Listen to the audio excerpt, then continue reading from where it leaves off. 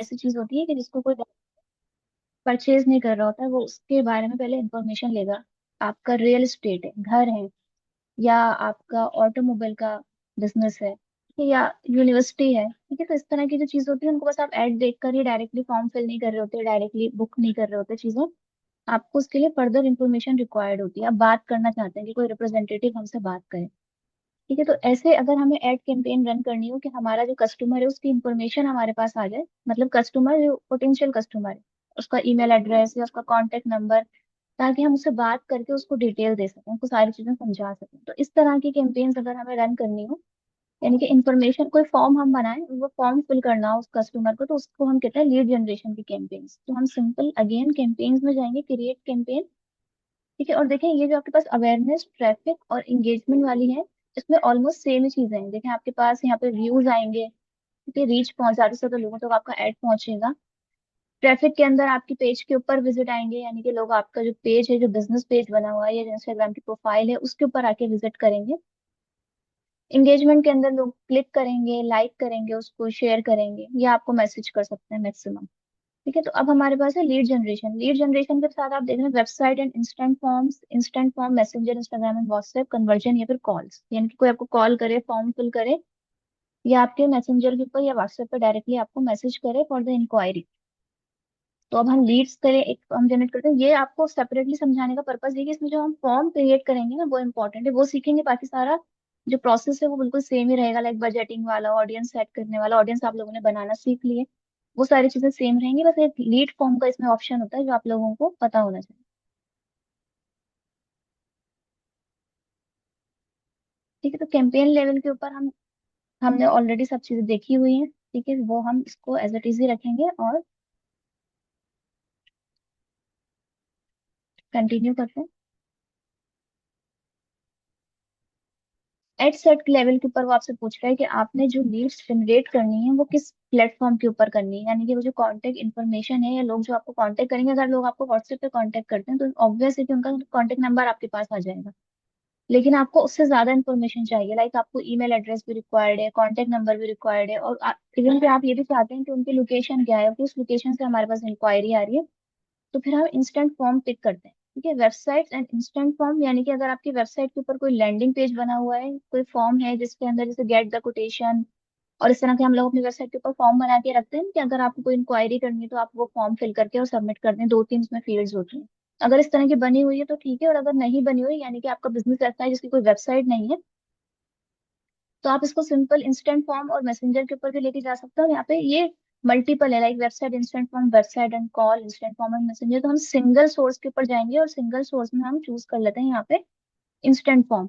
अगर आप चाहते हैं कि आपके पास मैसेजेस भी आए, तो आप इंगेजमेंट वाली भी कैंपेन रन कर सकते हैं, कि आपको ये लीड जनरेशन वाली कैंपेन रन करने की जरूरत नहीं होती है, वो ज्यादा क्योंकि चीप होती है in comparison of lead generation. क्योंकि लीड जनरेशन जब आप कैंपेन लगाएं तो पर लीड जो कॉस्ट आती है, अगर आप उसको कंपेयर करें इंगेजमेंट वाली कैंपेन से, तो पर इंगेजमेंट जो कॉस्ट आती है वो कम होती है, और पर लीड जो कॉस्ट होती है वो ज्यादा होती है।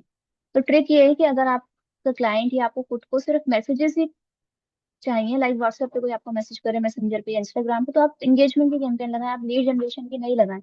लीड जनरेशन की जब बेटर होती है जब आपको कॉल्स रिक्वायर्ड है, आप चाह रहे हैं कि आपकी वेबसाइट पे लोग जाएं, वहां पे फॉर्म फिल करें, या फिर आप यहीं पर एक फॉर्म दे देते हैं उनको कि वो यहीं पर एक फॉर्म फिल कर दें, अपनी कुछ बेसिक इन्फॉर्मेशन हमें प्रोवाइड कर दें, देन हम उन्हें कॉल करें, जैसे भी रीच आउट करें। अच्छा, यहाँ पे फिर आप अपना फेसबुक का पेज,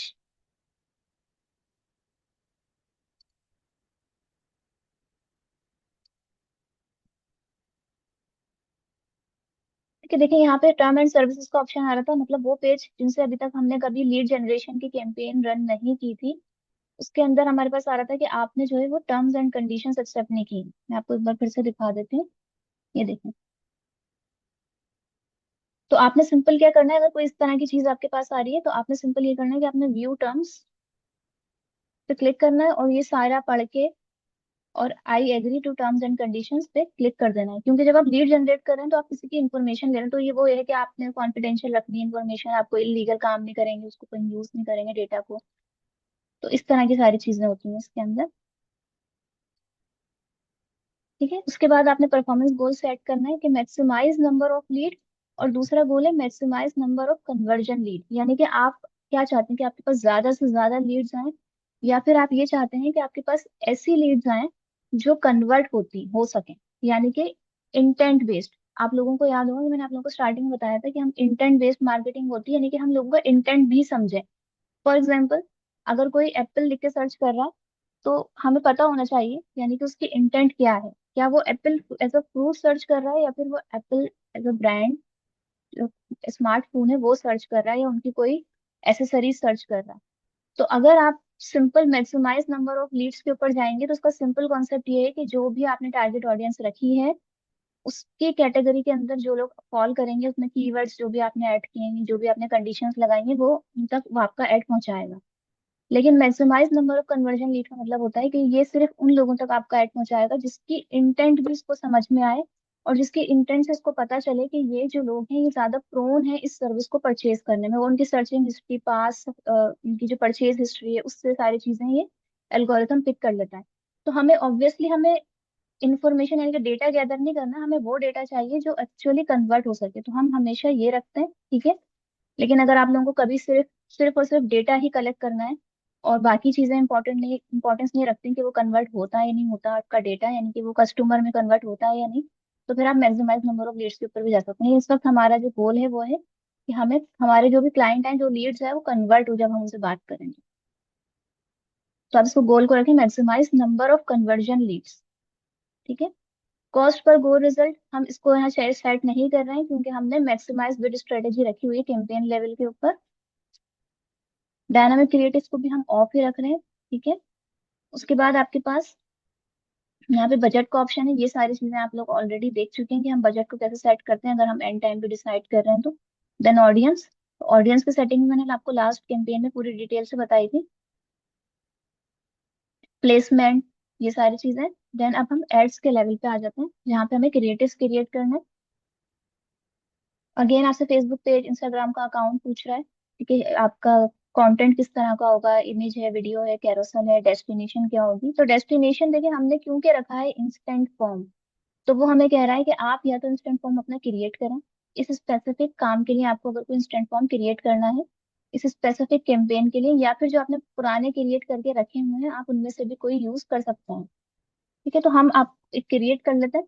वंस आप अगर कोई फॉर्म क्रिएट कर लेते हैं बेसिक इंफॉर्मेशन के साथ, like name, contact number, email addresses, तो उसको आप मल्टीपल कैंपेन में यूज कर सकते हैं अक्रॉस द ऑल पेजेस, जितने भी पेजेस आपके पोर्टफोलियो में कनेक्टेड है।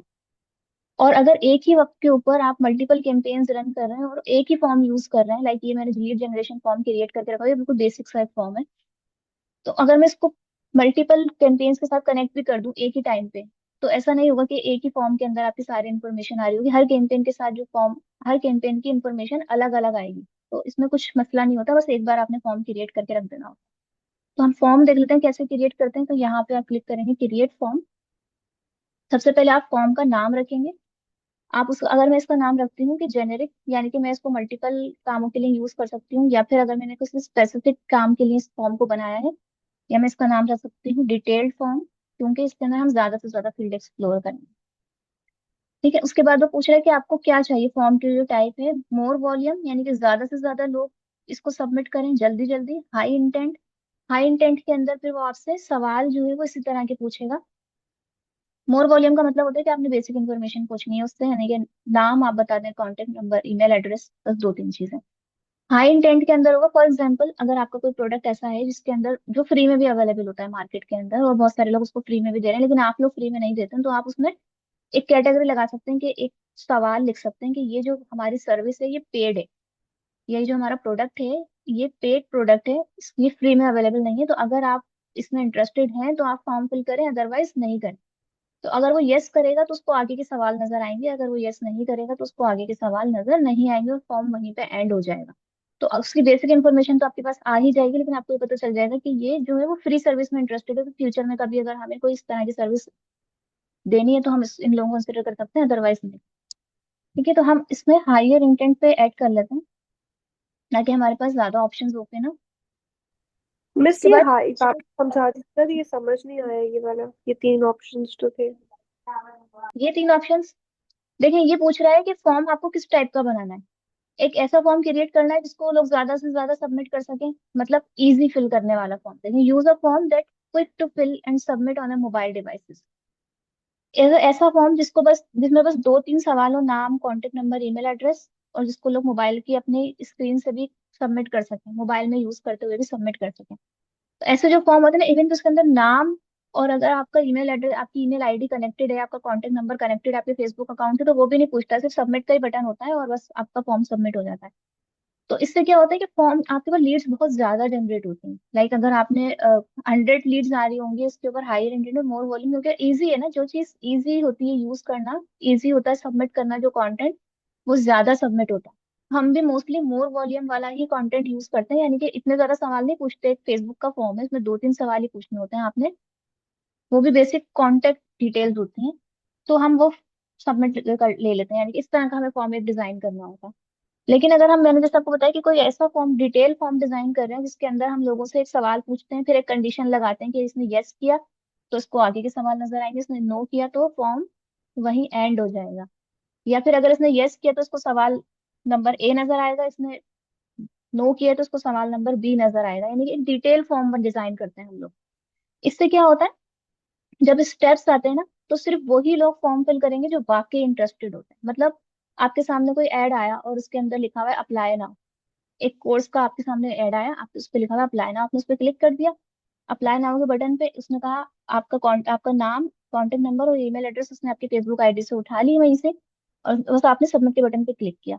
तो ऐसे फॉर्म कितने ज्यादा सबमिट कर देते हैं हम लोग भी बैठे बैठे ना, कि ओके अच्छा ये क्या इन्फॉर्मेशन है, चलें इसको हम देखते हैं, इस इन्फॉर्मेशन में हमें क्या मिल रहा है।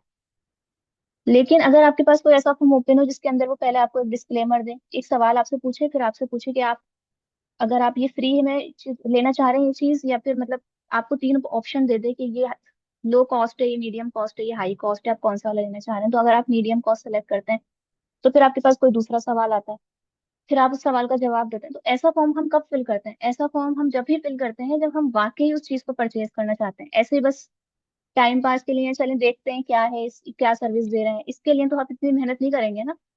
इतनी मेहनत हम जब ही करते हैं जब हमें वाकई वो चीज, वाकई उस चीज की नीड होती है और हमें वो चीज परचेज ये करनी तो है। कस्टमर डिस्करेज भी कर सकता है परचेज करने से। हाँ, ये बेसिकली इसलिए ही होता है एक्चुअली।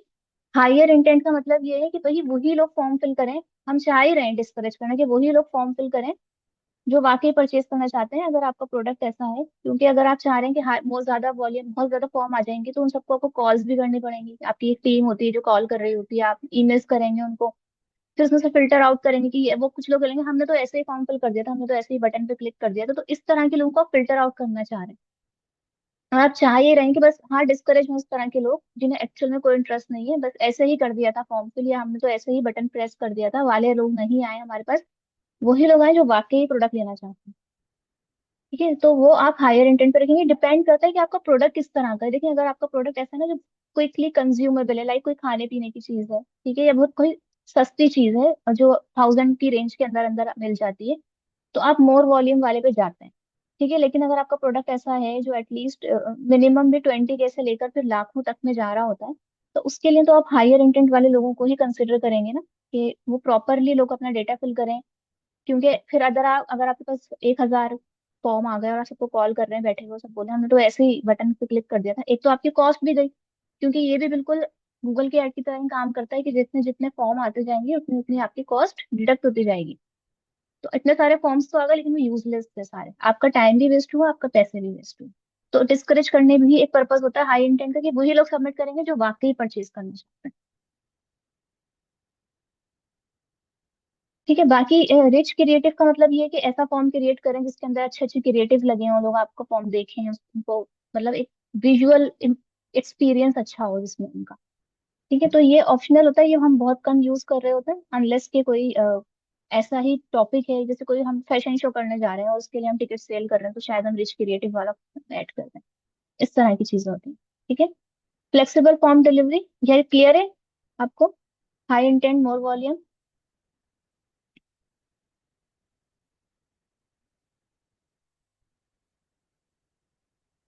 अच्छा, उसके बाद flexible form delivery. Flexible form delivery में मेटा क्या करता है कि अगर उसको लगता है कि कोई पर्सन ऐसा है, उसकी स्क्रॉलिंग हिस्ट्री से, उसकी पास्ट परचेजिंग हिस्ट्री से, उसने पास्ट कोई कैंपेन्स के ऊपर जो रिस्पॉन्ड किया होता है, उसकी हिस्ट्री पे वो देखता है कि ये पर्सन जो है वो कम सवालों के जवाब देना पसंद करता है, या फिर ये कुछ इस तरह की बातों को पसंद नहीं करता, तो वो क्या करता है, वो फील्ड हट रिमूव कर देता है फॉर्म में से। तो हम ये नहीं करेंगे, हमें मैनुअल फॉर्म चाहिए, यानी कि जो भी हम ऐड करें वो सारी चीजें प्रॉपरली जाएं एज इट इज हमारे कस्टमर के पास। तो मैनुअल में background image can be remove. क्या बैकग्राउंड इमेज, अगर इंटरनेट स्लो है किसी का और डिवाइस की क्वालिटी, या फिर उसकी डिवाइस की क्वालिटी इतनी अच्छी नहीं है जिस डिवाइस पे वो यूज कर रहा है, फॉर्म अपना ओपन कर रहा है, तो क्या बैकग्राउंड इमेज रिमूव कर दें ताकि फॉर्म की जो लोड स्पीड है वो बेहतर हो जाए? तो अगर ये इतनी इंपॉर्टेंट चीज नहीं है तो आप इसको चेक मार रखें कि हाँ, अगर जरूरत पड़े तो आप बैकग्राउंड इमेज रिमूव कर सकते हैं। उसके बाद आपका फॉर्म में एक इंट्रो होता है, यानी इसमें आप बताते हैं कि हम क्या हैं और आपकी इन्फॉर्मेशन क्यों कलेक्ट कर रहे हैं। तो अगर आप चाहें तो आप क्या इंट्रो स्किप कर सकते हैं। अगर एक ही पर्सन को दो तीन बार डिफरेंट लोकेशन से फॉर्म शो हो गया है तो एक बार उसने इंट्रो पढ़ ली, उसको बार बार पढ़ने की जरूरत नहीं है, तो इसको भी आप ऑन रख सकते हैं। उसके बाद questions and contact information can be reorder. Reorder कर सकते हैं, लेकिन अगर आप इसे चाहें तो अनचेक कर दें, नहीं हम जिस ऑर्डर में रखेंगे हमारे सवाल उसी ऑर्डर में जाने चाहिए लोगों के पास। Optional question can be skipped or show at the end of the form. इसको भी अनचेक करेंगे हम। ये मर्जी है, ये सारे मैनुअल ऑप्शन इसलिए हैं कि आपकी मर्जी है कि आप ये चीज, अगर आपको लगता है कि स्किप किए जा सकते हैं, ऑप्शनल क्वेश्चंस ऐसे रखे हैं आपने जो स्किप किए जा सकते हैं, बिल्कुल फॉर्म के एंड में रख दें, तो आप इसको चेक मार्क रख सकते हैं, अदरवाइज आप इसको हटा दें।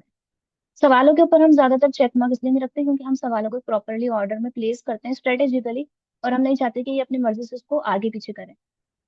Message for leads can be remove or show in a different location. ये हम रहने देते हैं इसको।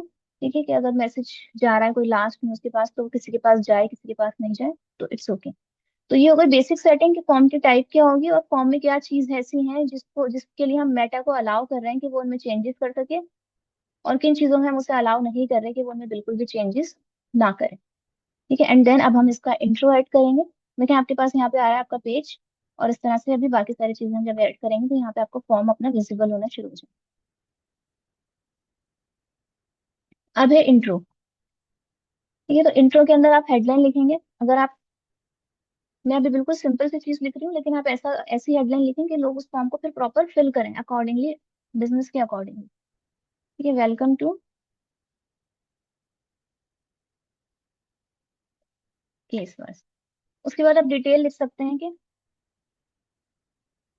This information is only use for.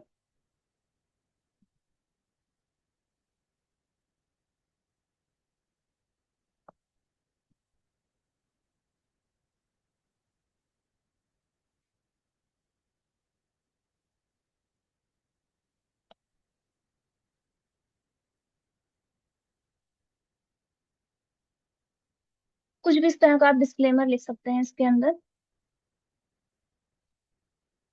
या आपको अपनी कंपनी की इंफॉर्मेशन देनी है कि हम क्या हैं, अपनी कंपनी के बारे में अगर आपको लिखना है तो आप वो भी लिख सकते हैं। ठीक है, उसके बाद आप देखें यहाँ पे आपका फॉर्म कैसा नजर आएगा, ये शो होना स्टार्ट हो गया, एंड देन नेक्स्ट।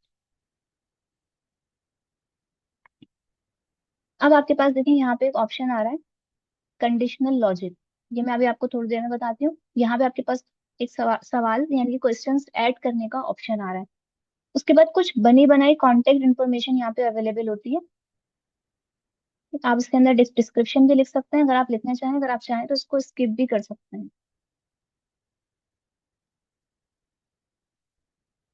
जैसे जो मैंने इंट्रो में लिखा ना, वो बेसिकली यहाँ पे लिखने का होता है कि आप इस इंफॉर्मेशन को कैसे यूज करेंगे।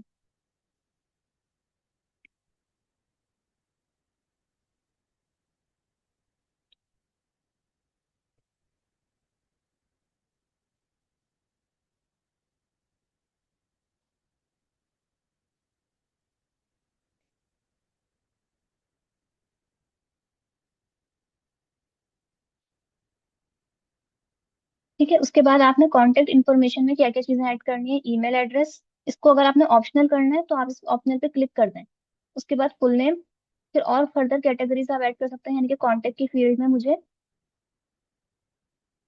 फोन नंबर भी चाहिए तो मैं फोन नंबर भी ऐड कर देती हूँ, या फिर मुझे अब व्हाट्सएप नंबर भी चाहिए कॉन्टेक्ट की डिटेल में तो मैं व्हाट्सएप नंबर भी ऐड कर देती हूँ। और अगर आप मैं चाहूँ तो मैं फोन नंबर को ऑप्शनल कर दूँ, मुझे व्हाट्सएप नंबर को भी ऑप्शनल कर सकती हूँ, दोनों में से किसी एक को मैं ऑप्शनल कर सकती हूँ, अगर मुझे व्हाट्सएप पे कैंपेन चलानी है, मतलब ये सारा डेटा मुझे कहाँ यूज करना है, मुझे व्हाट्सएप पे कैंपेन चलानी है, तो मैं व्हाट्सएप नंबर को ऑप्शनल नहीं करूंगी। यहाँ पे ऑप्शनल का मतलब है अगर मैं इस पर क्लिक कर देती हूँ तो जो पर्सन है वो इसको स्किप कर सकता है इस सवाल को। मैं फोन नंबर को स्किप कर देती हूँ, क्योंकि मुझे व्हाट्सएप नंबर इंपॉर्टेंट रिक्वायर्ड है किसी का। ठीक है, फिर दूसरी ये कॉन्टेक्ट की कैटेगरीज है, फिर इसके अंदर दूसरी कैटेगरीज भी है, यूजर की information, full name, first name, last name. उसके अलावा demographic, date of birth, gender, अगर आपको किसी का gender, marital status, relationship status, ये सारी चीजें भी मालूम करनी है, यानी कि आपके प्रोडक्ट ऐसा है जिसमें ये चीजें पता होनी जरूरी है आपको, या आपका प्रोडक्ट ऐसा है कि आपके पास मेल और फीमेल के अलग अलग प्रोडक्ट्स हैं और आप उनकी अलग अलग ईमेल कैंपेन रन करना चाह रहे हैं, अलग अलग व्हाट्सएप कैंपेन रन करना चाह रहे हैं, जिसके लिए आपको उनके नंबर या ईमेल एड्रेसेस रिक्वायर्ड है। तो आपको उनको सेपरेट आउट करने के लिए, क्योंकि फीमेल के हैं तो इनको फीमेल के प्रोडक्ट से सेंड करेंगे हम, या फीमेल प्रोडक्ट से रिलेटेड प्रमोशन सेंड करेंगे व्हाट्सएप पे या ईमेल पे, या कॉल्स करनी है जो भी। और अगर मेल से रिलेटेड है तो मेल को करेंगे। तो इसलिए अगर आपको जेंडर स्पेसिफिकेशन रिक्वायर्ड है तो आप जेंडर स्पेसिफिकेशन लिख सकते हैं, लेकिन हम इसको इसलिए ऐड नहीं करते क्योंकि नाम से पता चल जाता है नॉर्मली कि ये मेल है या फिर फीमेल है, लेकिन समटाइम ऐसा होता है कि आईडीज भी बनी हुई होती हैं गलत अलग अलग नामों के ऊपर। तो आप चाहें तो इसको ऐड कर दें, अदरवाइज चाहें तो इसको ना ऐड करें, आप इसको ऑप्शनल भी कर सकते हैं। ठीक है, इसी तरह से और भी बहुत सारी कैटेगरीज होती हैं, लाइक आप किसी का वर्क इन्फॉर्मेशन लेना चाह रहे हैं, लाइक आपके लिए कोई स्पेसिफिक जॉब डेजिग्नेशन के लोगों के लिए ये काम है। फॉर एग्जाम्पल कोई कोई हमें हाई लेवल का कोर्स ऑफर कर रही है जो सिर्फ इंजीनियर्स के लिए होता है। ठीक है, तो मैं यहाँ पे फिर जॉब टाइटल ऐड करूंगी ताकि मुझे पता चल जाए कि कितने लोग जिसमें से जो है वो इंजीनियर्स ही आए हैं। एक्चुअली हम अपने टारगेट ऑडियंस के अंदर सेट तो करेंगे इंजीनियरिंग, लेकिन आपको मैंने बताया था ना कि टारगेट ऑडियंस सेट करने का हरगिज भी मतलब नहीं होता कि आपके पास सिर्फ वही लोग आए, आपके पास मल्टीपल लोग आ सकते हैं। उससे रिलेटेड थोड़ी बहुत इंटरेस्ट रखने वाले भी होंगे ना, तो वो भी उनको शो भी हो जाता है। और आपके सर्कल के अंदर आपके पेज पे जो विजिटर्स होते हैं उनको भी ऐड शो हो रहे होते हैं, तो जरूरी नहीं है कि सिर्फ वही लोग आए जिनको आपने टारगेट किया है। कुछ एक 20 से लेकर 30% तक कोई आउटसाइडर ऑडियंस भी आ जाती है। तो आप चाहें तो जॉब टाइटल ऐड कर दें। इसी तरह से नेशनल आईडी नंबर, अगर कोई इस तरह का प्रोडक्ट है जिसके अंदर आप कोई नेशनल आईडी नंबर चाहिए तो वो भी आप ऐड कर सकते हैं।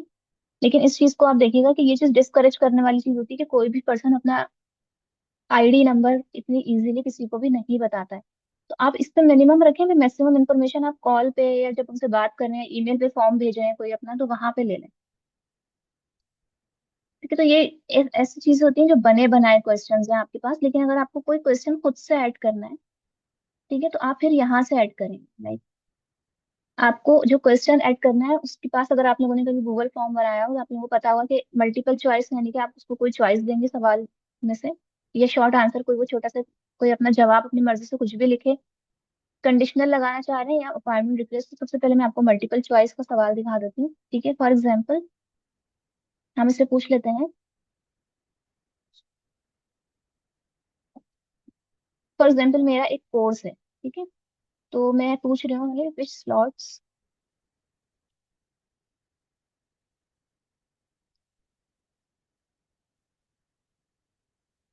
विच slot you prefer to take this course. ठीक है, तो अब इसके अंदर मैं दो सवाल, दो स्लॉट्स लिख सकती हूँ, या हम लिख दें बस मॉर्निंग और इवनिंग। ये कुछ भी इस तरह से आप उसको चॉइस दे सकते हैं, तो वो उनमें से कोई भी एक बस सेलेक्ट कर बस सकते हैं। चॉइस में दो ही ऑप्शन आएंगे लेकिन। नहीं नहीं, आप ऐड कर सकते हैं और भी ऑप्शन। यहाँ से प्लस करेंगे ऐड हो जाएगा, माइनस करेंगे रिमूव हो जाएगा। ठीक है, ये देखें प्लस माइनस आ रहा है ना। तो आप जितनी चाहे चॉइसेस ऐड कर दें, और अगर आप चॉइसेस के अंदर ये भी रख सकते हैं कि कोई मल्टीपल चॉइस ले सकता है। लाइक मैं यहाँ पर एक और चॉइस रख देती हूँ, आफ्टरनून। तो अगर कोई पर्सन ऐसा है जो आफ्टरनून में भी अवेलेबल है और मॉर्निंग में भी अवेलेबल है लेकिन इवनिंग में अवेलेबल नहीं है, तो उसे दोनों चूज करने हैं, तो आप यहाँ पे कर दें अलाउ मल्टीपल रिस्पॉन्सेज। तो मल्टीपल रिस्पॉन्सेज में क्या होगा कि वो एक से ज्यादा चेक बॉक्स को चेक मार्क कर सकेगा। अदरवाइज ये इस तरह से मल्टीपल चॉइस क्वेश्चन में हमेशा जो सिंबल होता है ना, सर्कल होता है, यानी कि आप एक ही चूज कर सकते हैं, लेकिन अगर आप मल्टीपल चूज करते हैं तो आप चेक बॉक्स होता है, यानी कि मल्टीपल पे चेक मार्क कर सकते हैं। अगर किसी कोई तीनों के लिए अवेलेबल है तो कोई तीनों में भी कर सकता है चेक मार्क, सिंपल। ठीक है, तो ये आपके पास आ गया मल्टीपल चॉइस क्वेश्चन। उसके बाद दूसरा शॉर्ट आंसर। तो शॉर्ट आंसर के अंदर आप सिंपल सवाल पूछ सकते हैं कि एनी सजेशन, जैसे मोस्टली हम इस तरह की चीजें लिखते हैं आंसर के अंदर अगर आपको रिस्ट्रिक्शन लगाने की कोई बहुत लंबा चौड़ा सजेशन नहीं लिख दे, तो आप मैक्सिमम करेक्टर्स की भी कंडीशन इसमें लगा सकते हैं कि भाई मैक्सिमम करेक्टर्स बस 50 हो, इससे ज्यादा मिनिमम 20 करेक्टर्स हो और मैक्सिमम 50 करेक्टर्स हो। इससे ज्यादा अगर 20 से कम कोई लिखेगा तो भी फॉर्म सबमिट नहीं होगा, उसे बोलेगा कि आपके करेक्टर्स बहुत कम है। ठीक है। लेकिन अगर ये सवाल आपने ऑप्शनल रखना है तो आप इसको ऑप्शनल भी कर सकते हैं। ठीक है। और मैक्सिमम मैक्सिमम के अंदर 50 से ज्यादा नहीं लिखे, इनकी कोई बहुत लंबी कहानी ना लिखने बैठ जाए और फिर हमें पढ़ने में प्रॉब्लम हो। इसी तरह से फिर एक और तरह के सवाल होते हैं हमारे पास, कंडीशनल। ठीक है। कंडीशनल के अंदर ये होता है कि एक सवाल पूछा, देन उसके अगेंस्ट में आपने दूसरा सवाल ऐड करना है। अब ये पूछ रहा है, एक सेकंड कहाँ गया मेरे सवाल। हम्म। इसमें आप किस सवाल के ऊपर कंडीशनल कंडीशन लगाना चाह रहे हैं, लाइक इसके ऊपर या फिर दूसरे वाले सवाल के ऊपर, एनी सजेशन वाले के ऊपर। वो पूछ रहा है कि which slot you prefer to take this course. अगर आप इसके ऊपर कंडीशन लगाना चाहते हैं कि अगर कोई वन सेलेक्ट करता है तो वो उसके पास कोई दूसरा सवाल चले जाए, तीसरा चला जाए, चौथा चला जाए, तो सबसे पहले तो हम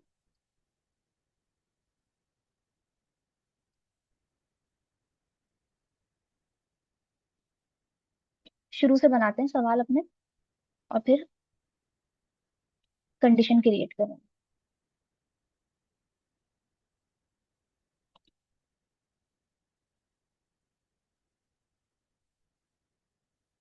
CSV फाइल का ऑप्शन क्यों दे।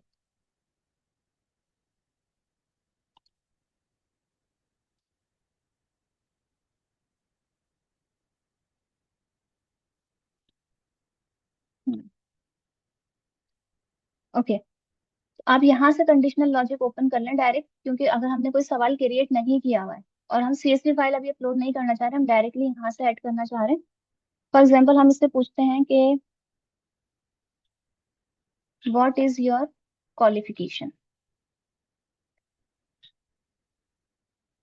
ठीक है। तो अगर वो कहता है पर्सन मैट्रिक और दूसरा कहता है इंटरमीडिएट, इसी तरह से आप फर्दर बैचलर्स, मास्टर्स, PhD सारे लेवल्स ऐड कर सकते हैं। फिर choose next step, go to a question, submit form, close form.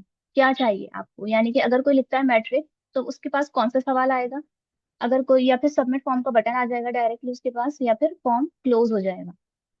तो अगर हम कोई और सवाल ऐड करना चाहें तो मेरे पास अगर कोर्सेज हैं जो मैट्रिक वाले बच्चों के लिए, तो फिर मैं उनको उसमें से और कोई सवाल दिखाती हूँ, like go to question,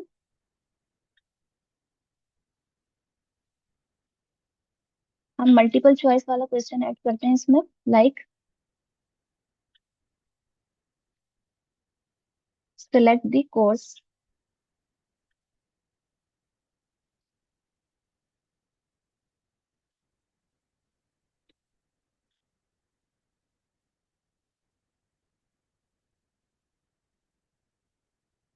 then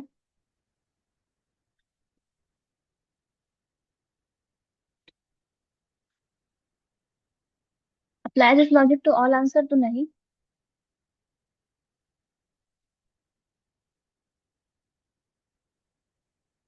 इसके अंदर हम क्वेश्चन नंबर 2 के अंदर आंसर ऐड कर देते हैं।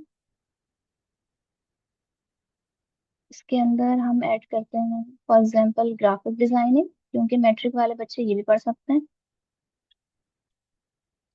और MS ऑफिस। और आप जितनी भी जो भी आपकी जो भी ऑप्शन है आप ऐड करते हैं, उसके अंदर आपको अगर लॉजिक लगानी है तो आप लगाएं, अगर आपको लॉजिक नहीं लगानी है तो आप जरूरी नहीं कि हर स्टेप के ऊपर आप लॉजिक लगाएं, जरूरी है। अगर आप इस पे कोई लॉजिक नहीं लगाएंगे तो ये सिंपल सवाल की तरह ही शो होगा आपके पास। ठीक है। देन कंटिन्यू का ऑप्शन आएगा, सिंपल। अच्छा, तो हम वापस अपने क्वेश्चन नंबर 1 पे आ जाते हैं।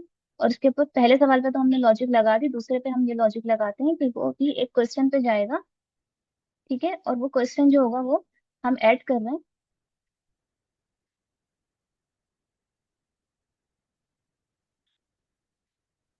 अगर हमने क्रिएट नहीं किया हुआ है। हम एक और सवाल ऐड करें, हम चाहें तो क्वेश्चन नंबर 2 ही सिलेक्ट कर सकते हैं फिर से, या 1 ऐड कर सकते हैं। 1 पे तो हम लॉजिक लगा रहे हैं, 2 पे हमने 2 की लॉजिक हमने 1 पे लगाई है, और 3 के लिए हम ऐड कर रहे हैं सिलेक्ट द कोर्सेज, लेकिन यहाँ पर हम कोर्स डिफरेंट दे रहे हैं।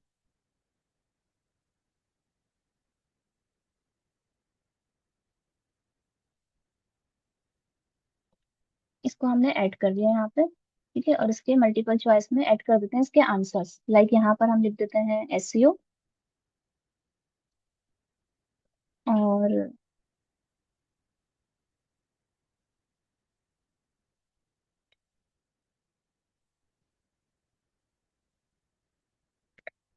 ठीक है, इस तरह के हम क्वेश्चंस बना सकते हैं। ठीक है, अब आपने देखा कि यहाँ पर आपके पास तीन मल्टीपल चॉइस क्वेश्चन आपने दिए, लेकिन ये वाले दोनों सवाल जो है, यानी कि क्वेश्चन नंबर 2 और क्वेश्चन नंबर 3, जब शो होंगे जब कोई पहले सवाल का जवाब देगा। यानी कि अगर कोई मैट्रिक का जवाब लिखेगा, मैट्रिक, तो कंटिन्यू करने पर उसके पास आएगा क्वेश्चन नंबर 2, क्योंकि उसकी क्वालिफिकेशन मैट्रिक है तो उसके पास मैट्रिक से रिलेटेड कोर्सेज शो होंगे। लेकिन अगर कोई इस पे चूज करेगा इंटरमीडिएट और कंटिन्यू करेगा, तो उसके पास क्वेश्चन नंबर 3 शो होगा, जिसके अंदर जवाब जो है वो, जो कोर्सेज की लिस्ट डाउन हमने की है, वो कौन से रिलेटेड है, वो इंटरमीडिएट के स्टूडेंट से रिलेटेड है, जो कि कोर्सेज हैं।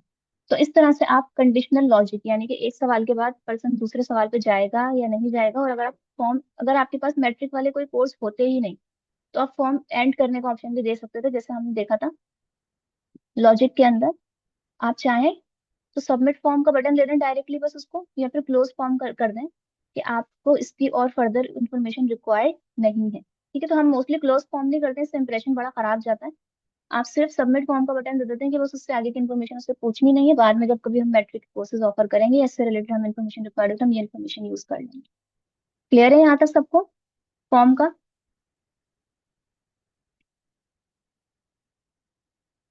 भाई यस, में बताया तो करें। Yes miss. ठीक है, तो ये आप इसको आप वैसे ही बना लें फॉर्म को। आप लोग बना के जितनी प्रैक्टिस करेंगे उतना अच्छा आप लोगों को समझ में आएगा कि इसके अंदर हम कितनी कंडीशंस लगा सकते हैं। ठीक है, उसके बाद सिंपल आपने सारे सवाल अपने ऐड कर दिए जो आपके कस्टम क्वेश्चंस थे। अब वो शॉर्ट मल्टीपल चॉइस हैं, लॉजिक वाले हैं, जो भी हैं। उसके बाद आपने कॉन्टेक्ट इन्फॉर्मेशन, डेमोग्राफिक इन्फॉर्मेशन, जो भी इन्फॉर्मेशन लोगों की लेनी है ऑप्शनल रखना, ऑप्शनल रख सकते हैं, वो सारी इन्फॉर्मेशन आपने यहाँ पे ऐड कर दी। एंड देन आप इसको करेंगे नेक्स्ट।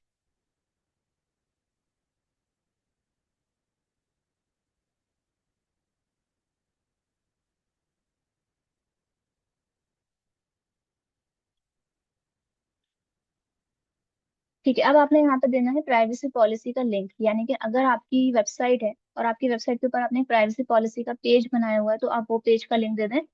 अगर आपके पास प्राइवेसी पॉलिसी का पेज का लिंक नहीं बना हो, तो आप अपने अबाउट सेक्शन का लिंक भी दे सकते हैं, जिसके अंदर एटलीस्ट आपकी कंपनी की इंफॉर्मेशन अवेलेबल होती है। और अगर आपके पास वेबसाइट नहीं है, फेसबुक का पेज है या इंस्टाग्राम का पेज है, तो आप उसका भी लिंक दे सकते हैं। यहाँ पे हम फिलहाल कोई भी वेबसाइट ओपन कर लेते हैं ताकि ये आगे जाए।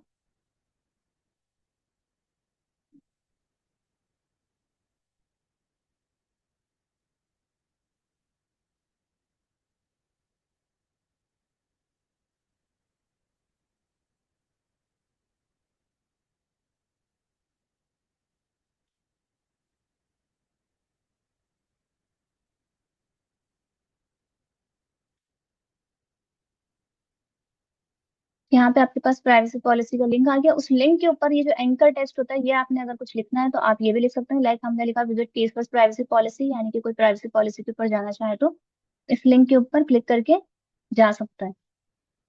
अगर आप प्राइवेसी पॉलिसी, नॉर्मली हम लोग प्राइवेसी पॉलिसी नहीं देते हैं, यहाँ पर हम लोग देते हैं कि विजिट आवर वेबसाइट, सिंपल, और अपनी वेबसाइट के ऊपर इसको लैंड करवा देते हैं। या फिर हम अगर किसी और क्लाइंट के लिए काम कर रहे हैं ना, तो ये वाला लिंक क्लाइंट को शो नहीं होता। तो ये वाला लिंक जब कोई फॉर्म फिल करता है जब इससे होता है। तो अगर हम ये लिखना चाहें इसके ऊपर कि विजिट द एडवर्टाइजर, और अपनी कंपनी की वेबसाइट का लिंक दे दें या अपने व्हाट्सएप अकाउंट का लिंक दे दें, तो भी ये होता है कि ये एड कैंपेन रन तो इस कंपनी की चल रही है, लेकिन रन किसने की है एक्चुअली, यानी कि इसको क्रिएट किसने किया है, सर्विस कौन दे रहा है ये। तो अगर हम चाहते हैं कि हम अपने क्लाइंट की मार्केटिंग के थ्रू अपनी मार्केटिंग भी कर लें, तो हम लोग ये वाली चीज भी ऐड कर सकते हैं, लेकिन with the permission of the client, यानी कि उनकी नॉलेज में ये बात लाके। ठीक है, उसके बाद आप यहाँ पे एक टाइटल लिख सकते हैं। ठीक है, यानी कि जब आप फॉर्म सबमिट हो जाएगा तो क्या नजर आएगा। तो हम यहाँ पर लिख रहे हैं simple stay up to date with case words. और उसके बाद आप अपने उनको ये कह सकते हैं कि आप चाहें तो हमें व्हाट्सएप पे मैसेज करें, या फिर आप हमें मैसेंजर के अंदर कोई मैसेज भी कर सकते हैं। ठीक है, तो ये टेक्स्ट यहाँ पे लिखा हुआ है जब फॉर्म सबमिट हो जाएगा। तो आपने सारी प्राइवेसी पॉलिसी और फॉर्म सबमिट करने के बाद जो स्क्रीन आएगी उस पर क्या लिखा होगा, ये सारी चीजें यहाँ पर आपने ऐड कर दी। And then next, review screen आप देख लें अपनी।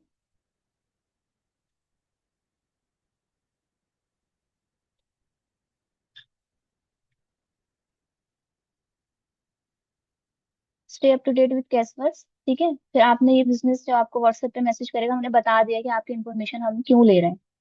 उसके बाद आप प्राइवेसी पॉलिसी के ऊपर क्लिक करना चाहें तो ये फेसबुक की है और ये हमारी है, यानी कि यहाँ पर आप कोई और लिंक भी दे सकते हैं। अगर आप अपना कोई ऐसा लिंक देना चाह रहे हैं, व्हाट्सएप मैसेज का लिंक, मैसेंजर का लिंक, अगर व्हाट्सएप कनेक्टेड है तो व्हाट्सएप का लिंक यहाँ देने की जरूरत नहीं है, डायरेक्टली भी आप कोई बात कर सकता है आपसे व्हाट्सएप के, ठीक है। लेकिन हम यहाँ पर मोस्टली एडवर्टाइजर का लिंक दे देते हैं जब हम किसी और के लिए कैंपेन रन कर रहे होते हैं, ताकि हमारी भी साथ साथ मार्केटिंग हो जाए कि ये कैंपेन हमने रन की है। एंड देन नेक्स्ट,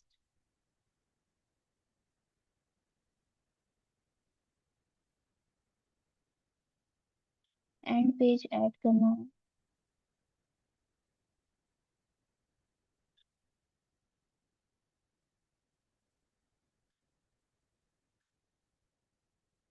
ओके, ये कह रहा है क्वेश्चंस के अंदर आपने जाकर इसको एंड करें, ठीक है, सबमिट फॉर्म।